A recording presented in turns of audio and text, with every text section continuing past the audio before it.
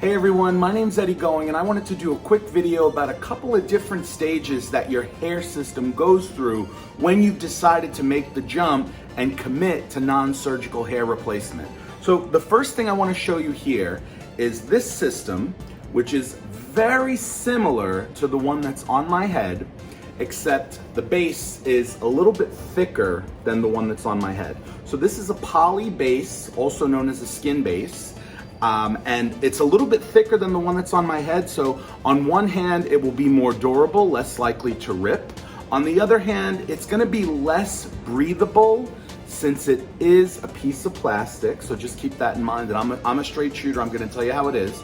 This system that's on my head and is cut and everything already attached is a thinner base. So it's a bit more breathable, but it is very fragile. In fact, yesterday when I was doing a frontal reattachment, I had to actually go ahead and remove some of the skin over here because some of the hair had thinned out and it was just not really sticking down. And when it would stick down, it would come up pretty quickly, especially now because the temperatures in New York are rising. So another thing to keep in mind when you are doing hair replacement is the season in which you start.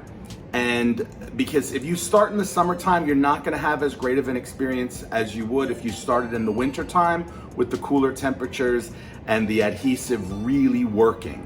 I find that in the summer, if you're an active person, if you're out and about in the city that you live in and it's hot, the system is going to begin to lift sooner than you'd like. The next stage here that I wanted to talk about is this hair system, which is a much shorter cut than the one that's on my head.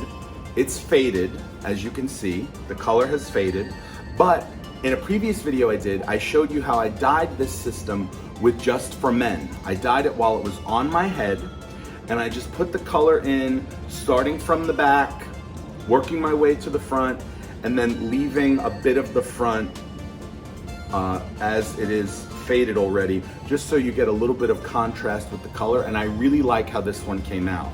It looks funny not on my head, but it looks better on my head. So if you see, this is also a thin system, and you just have to be careful because as you're removing the thin system to do a touch-up, you could rip it if you're not careful. The thicker tape you put on back here, you just have to be really careful. Come from a place of treat it like a very sensitive system. Treat them all that way because even the durable ones, you never know. The system that's on my head now is cut in a longer cut because here's how I see it. This system is still in great shape. It's only about 2 months old and it's held up really well. So I'm gonna condition this. My next step is to do a nice deep conditioning. I might color it one more time just because I'm a little fussy with regard to color and the match and all that. But I had a short cut system. Now I've got the longer cut because if I take this one off and I clean it and it's a hot day, I could have a different look with this one. I'm trying to figure out, maybe I'll do more of a medium cut with this new system.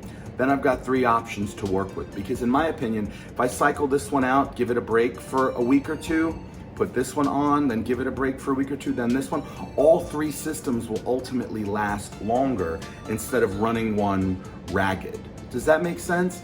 DM me with any questions you have. I like that there's been a bit of a community that's been created on here.